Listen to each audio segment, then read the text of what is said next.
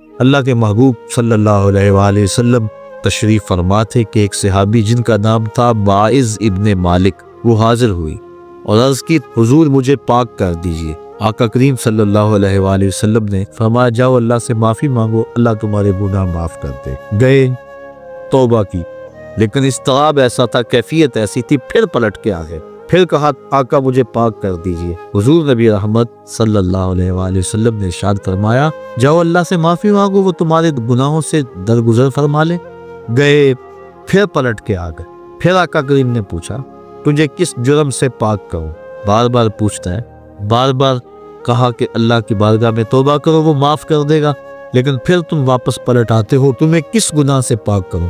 عرض کی حضور مجھ سے زنا سرزد ہو گیا ہے اور اس کی جو سزا دنیا پر ہے وہ بڑی کڑی اور سخت ہے، وہ میں برداشت کر لوں گا، لیکن آخرت کی سزا میرے بس کا روگ نہیں۔ آقا کریم نے فرمایا کہ اس نے شراب تو نہیں پی رکھی کہ نشے میں کہہ رہا ہوں؟ اسے نہیں پتا اس کی کتنی بڑی سزا ہے جو یہ بات کر رہا ہے؟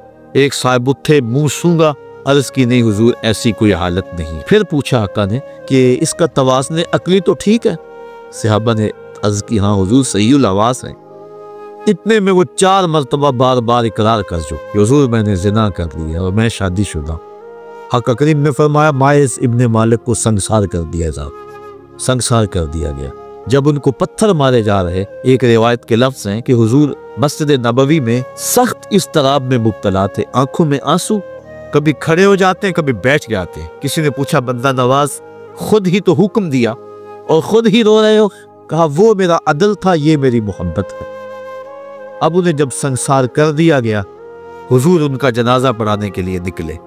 کسی نے تحقیرانہ لہجے میں کہا لو واعظ نے زنا کیا تھا، بس آقا کریم کے چہرے پہ سرخیاں دوڑنے لگی، غصے میں آگے فرمایا خبردار اگر کسی نے میرے مائز پہ بات کی، میرے مائز نے ایسی سچی توبہ کی ہے اگر روئے زمین کے تمام مسلمانوں میں تقسیم کر دی جائے سب کی مغفرت ہو جائے، کہ اس نے اپنے آپ کو حد شرع کے لیے خود پیش کیا۔